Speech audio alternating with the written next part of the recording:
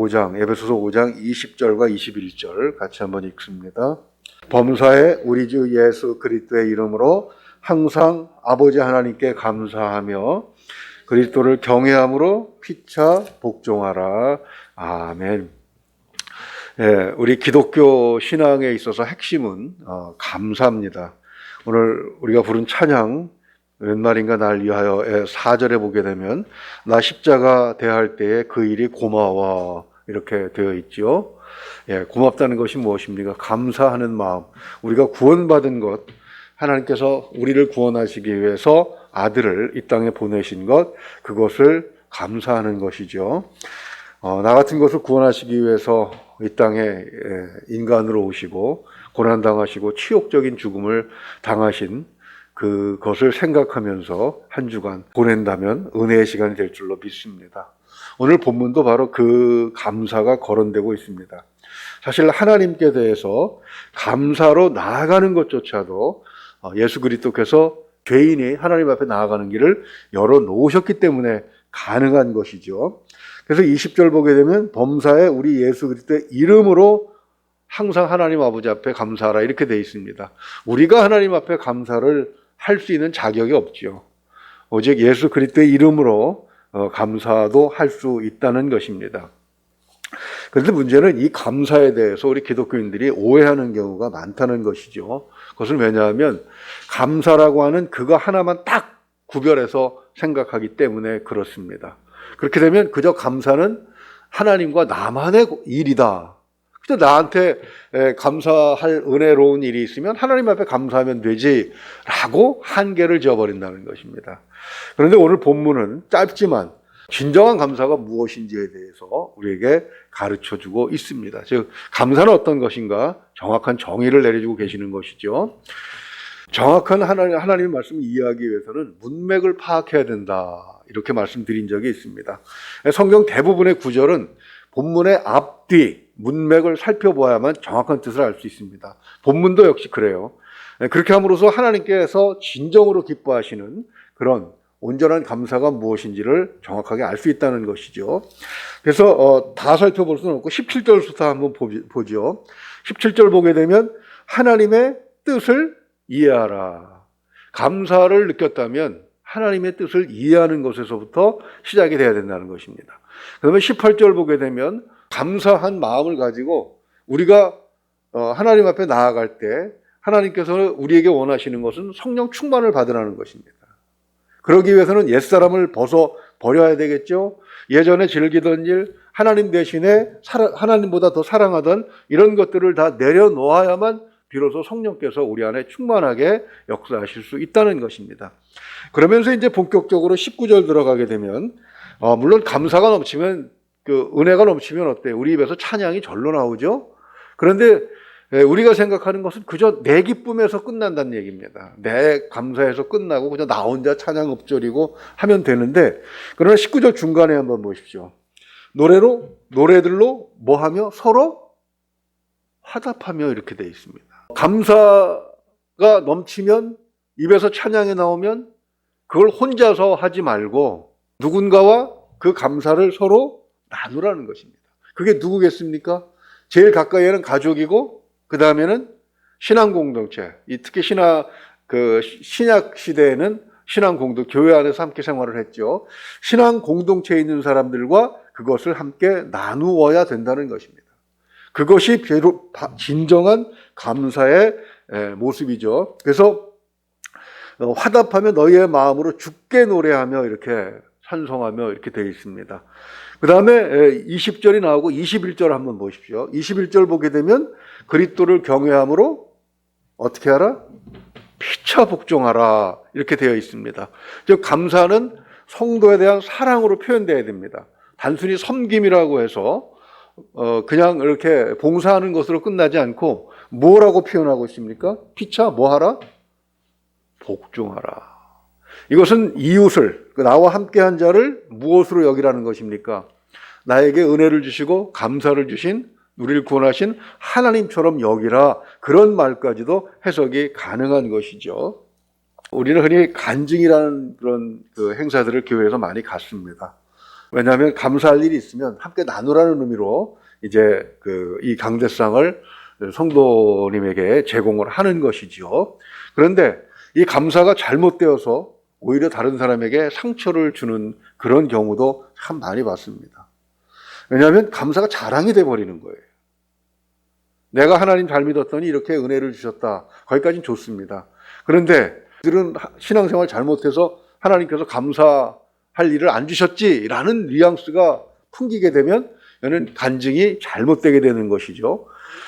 오늘 본문 말씀을 보게 되면 하나님께서 우리에게 은혜를 주시고 감사한 일을 주셨다면 그것은 자랑하라고 주신 것이 아니라 이웃을 섬기라고 주신 것이다. 섬김을 넘어서 그리스도에게 복종하듯 내게 주신 은혜를 가지고 다른 사람에게 복종하라까지 이렇게 말씀을 하고 있는 것입니다. 하나님께서 내게 감사할 일을 주셨다면 그것을 가지고 그리스도를 섬기듯 그렇게 해야 한다고 21절에서 20절과 21절을 연결해서 보면 그렇게 말씀을 우리가 생각해 볼 수 있는 것입니다.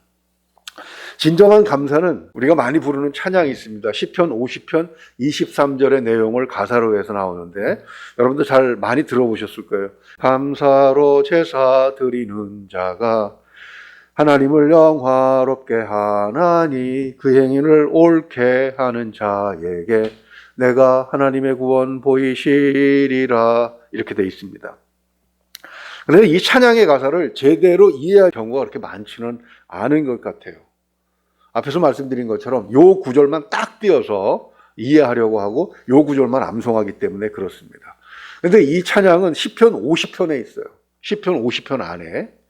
시편 50편의 내용이 무엇이냐면 하나님 앞에서 올바르지 못한 것을 책망하는 내용으로 채워져 있는 것이 시편 50편입니다. 8절을 한번 보십시오. 나는 내 재물 때문에 너를 책망하지 아니하리니 내 번제가 항상 내 앞에 있음이로다. 제사를 잘 드렸어요, 이스라엘이. 그런데 재물 잘못 드렸다고, 재물 조금 드렸다고 탓하는 거 아니다, 그렇게 말씀하시는 거죠. 쭉 내려가서 17절을 보게 되면 네가 교훈을 미워하고 내 말을 내 뒤로 던지며. 우리가 읽은 에베소서 5장의 17절 말씀과 비슷하죠. 하나님의 뜻을 이해하려고 하진 않아요.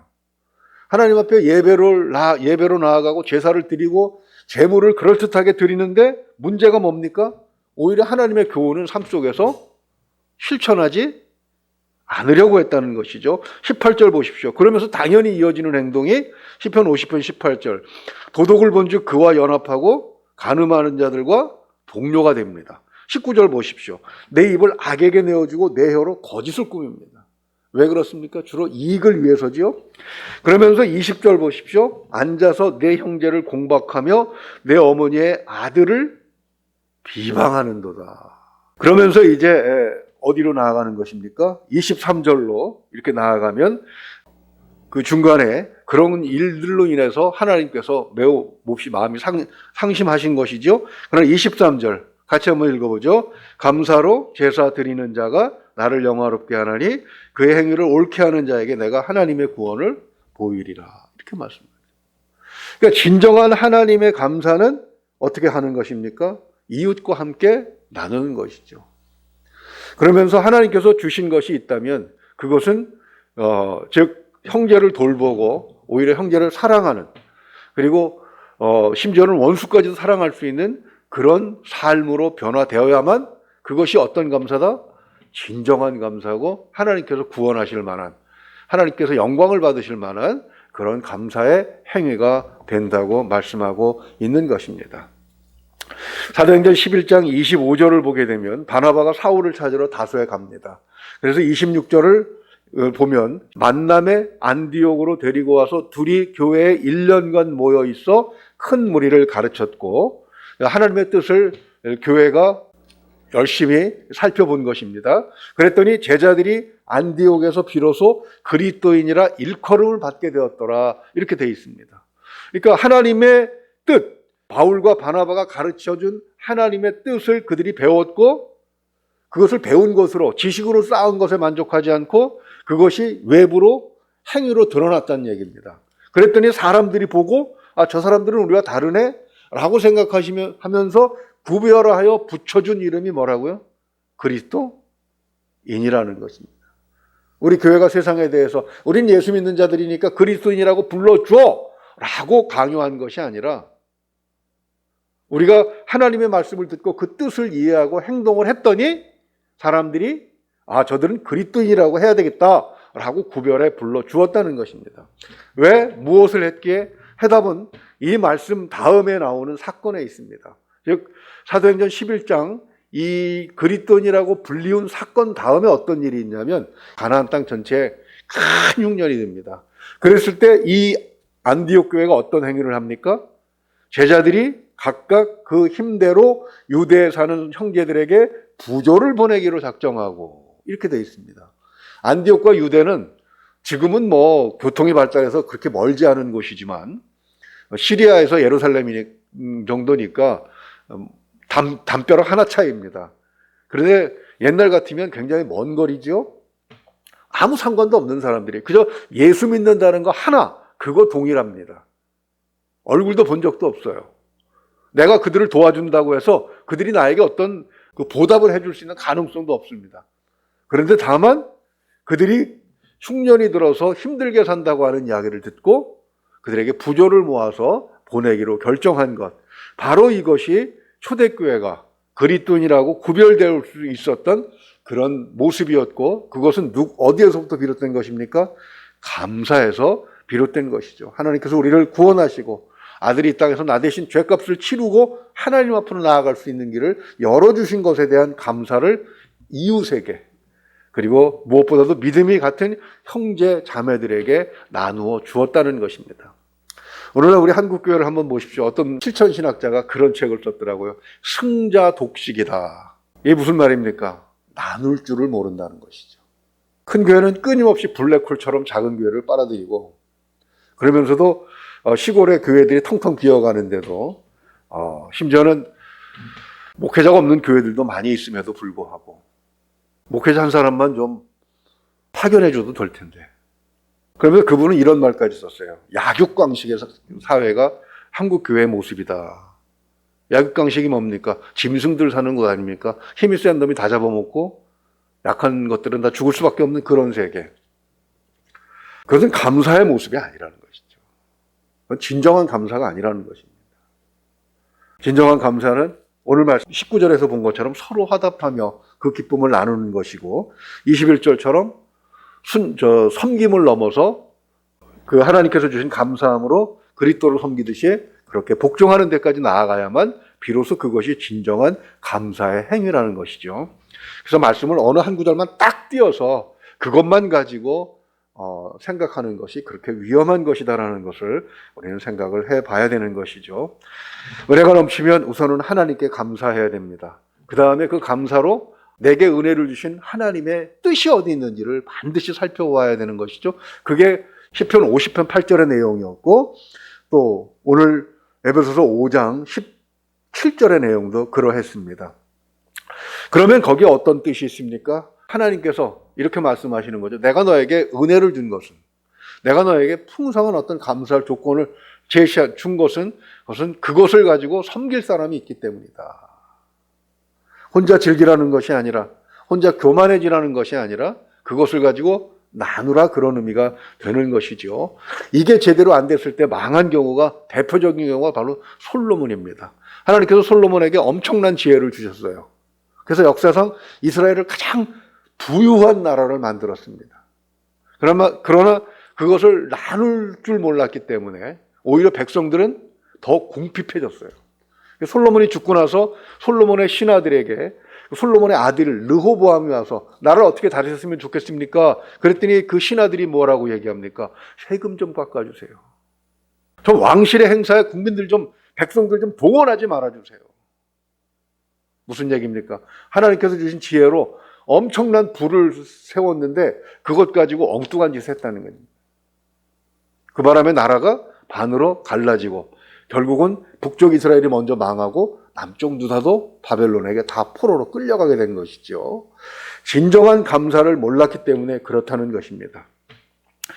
우리는 크리스찬입니다. 크리스찬의 그 정체성을 가장 잘 표현한 것이 저는 창세기 12장 3절이라고 생각을 합니다. 너를 축복하는 자에게는 내가 복을 내리고 너를 저주하는 자에게는 내가 저주하리니 땅의 모든 족속이 너로 말미암아 복을 얻을 것이라 하신지라. 아멘. 왜 하나님께서 아브라함에게 복 주시겠다고 약속하십니까? 너를 통해서 세상 곳곳에 복을 뿌리겠다. 복의 통로를 삼겠다.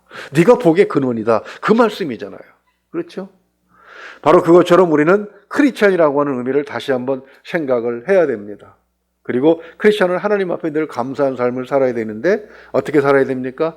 감사로 제사 드리는 자가 하나님을 영화롭게 합니다.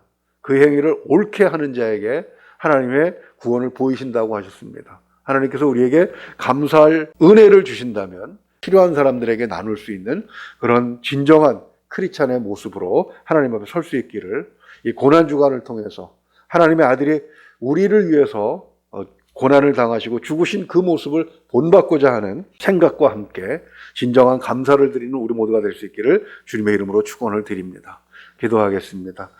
하나님 아버지, 주님의 은혜 참으로 감사합니다. 주님, 저희 가족 모두 건강과 믿음과 범사에 형통 주셔서 감사합니다. 하나님 아버지, 참으로 우리 신경숙 사모님 가정, 또 하나님께서 귀한 사역을 맡겨주시고 이제 시작하게 하셨사오니 하나님 그 사역으로 많은 영혼들이 구원받기를 소망합니다. 그 사역을 위해서 가정에 더 큰 축복으로 함께 하시고 더 큰 능력을 허락하여 주시옵소서. 하나님 더 감사가 넘치게 하시고 그 감사로 인해서 많은 사람이 혜택을 받기를 소망합니다. 하나님, 우리 또한 이 고난주간 예수 그리스도의 고난의 모습을 되돌아보면서 우리가 어떤 모습으로 하나님 앞에 서야 할지 진정한 감사를 드리는 성도의 모습으로 거듭날 수 있도록 하나님 우리를 도와주시옵소서. 하나님의 뜻이 어디 있는지를 늘 살피며 하나님께서 우리에게 은혜를 주신 것, 그것을 늘 나눌 수 있는 그런 모습으로 살아갈 수 있도록 하나님 도와주시기를 원합니다. 하나님, 우리를 붙들어 주시고 바르게 세워 주시옵소서. 믿고 의지하며 우리 주 예수 그리스도 이름으로 기도하옵나이다. 아멘.